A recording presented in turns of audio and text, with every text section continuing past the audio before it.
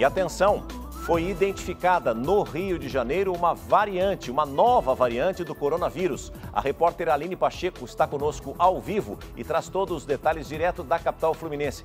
Ô Aline, o que já se sabe a respeito dessa nova variante, hein? Conta pra gente. Bom dia. Bom dia, César. Num primeiro momento que essa variante foi encontrada agora em junho, no município de Porto Real, que faz divisa com São Paulo, e ela foi chamada de P5. Agora, de acordo com as autoridades científicas, essa variante também já foi localizada no estado de São Paulo, 19 casos.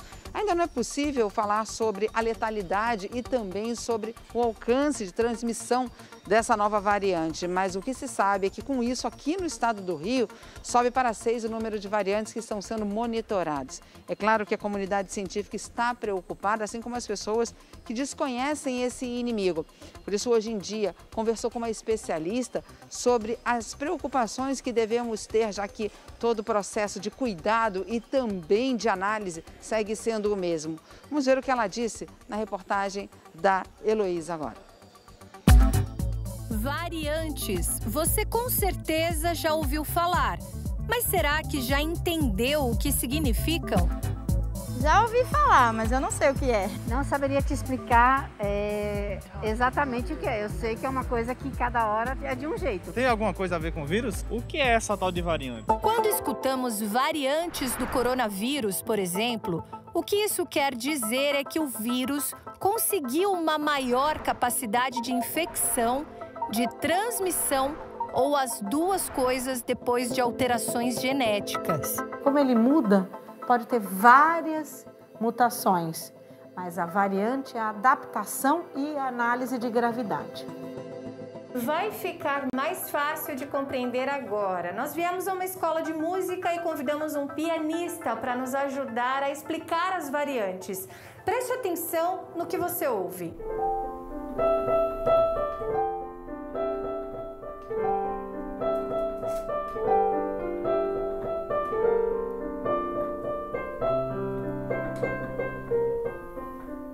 E agora?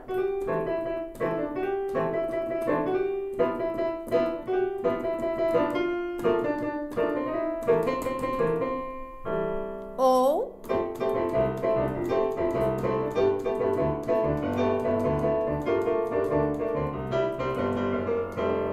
percebe? É Garota de Ipanema. Assim são as variantes. Muda a melodia, muda a velocidade, mas é a mesma coisa. A gente sempre pensa que a variante é mais forte e pior, o que parece que não necessariamente é isso. Não mesmo. Uma variante pode ser transmitida mais facilmente e nem por isso provocar a forma mais grave da doença, ou ser mais letal e não ser altamente transmissível. O perigo é a combinação desses riscos. Então ele vai se adaptando para conviver aonde ele possa se replicar ou se multiplicar. Quando essas mutações se alastram ou se fortalecem, aí temos as variantes.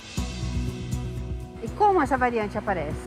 Individualmente não dá para saber por região, ou por períodos, ou por uma análise com aumento de casos, eu analiso a mutação daquela região. As principais variantes até o momento que colocaram a população em alerta foram identificadas no Reino Unido, na África do Sul, na Índia e mais recentemente no Brasil. Variantes, elas são o nome dado aonde foi encontrado a primeira vez. Então, variante indiana, então veio a primeira cepa mais ou menos isolada, seria lá. Variante sul-africana, que foi a primeira isolada de mutação lá. A Organização Mundial de Saúde decidiu nomear essas variantes de um outro jeito, considerando o alfabeto grego. A variante notada aqui no Brasil, em novembro de 2020, é a Gama, quase 2,5 vezes mais transmissível do que o vírus original. Ela surgiu pela primeira vez em Manaus e é até 61% mais capaz de escapar do sistema imunológico. Mas não se sabe ainda se é realmente mais letal ou se fez mais mortos por causa da proporção de infectados rapidamente. Mas será que a ação da vacina muda contra essas variantes? A gente não tem ainda a classificação de ineficaz. A gente tem alguns estudos com a queda da eficácia de algumas vacinas de acordo com a variante dela. Isso não significa que a vacinação deve ser evitada. Pelo contrário, a imunização é a única coisa que, por enquanto, pode conter o avanço das variantes. O que é necessário hoje para nós não termos tantas ou não ter muita transmissão dessas mutações é a vacinação em massa. Com isso eu consigo diminuir a taxa de transmissão. Só acima de 75% a 80% da população vacinada com 2 doses. Sem isso ainda vai ficar difícil a gente diminuir a presença dessas mutações. É por isso que muita gente já foi infectada mais de uma vez. Patrícia faz parte dessa estatística e, ao contrário do que imaginava, a reinfecção foi muito mais grave. Muita dor e muita prostração. Eu estava literalmente imprestável. Aí eu já comecei com muita falta de ar. Fiquei realmente muito preocupada da maneira como ela veio, de como ela veio forte. Ela teve um comprometimento cardíaco e foi parar na UTI. A segunda vez veio para me mostrar que é uma doença terrível, que a gente não pode brincar, que a gente tem que levar muito a sério. Ela pode se manifestar com uma resposta inflamatória muito maior. Isso existe e acontece.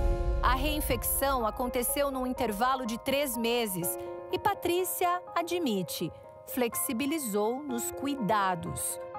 Na minha reinfecção, provavelmente eu peguei por gotícula, por não uso de máscara numa reunião. Certo mesmo para os especialistas, por enquanto, é que não devemos tirar a máscara tão cedo no Brasil.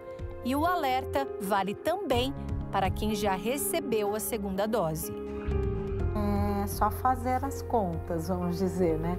Se você sabe que nós temos 11% da população vacinada com 2 doses em 6 meses de vacinação no país, se você precisa de no mínimo 70, 80, isso vai até depois de 2022, né? Se não correr com a vacinação em massa.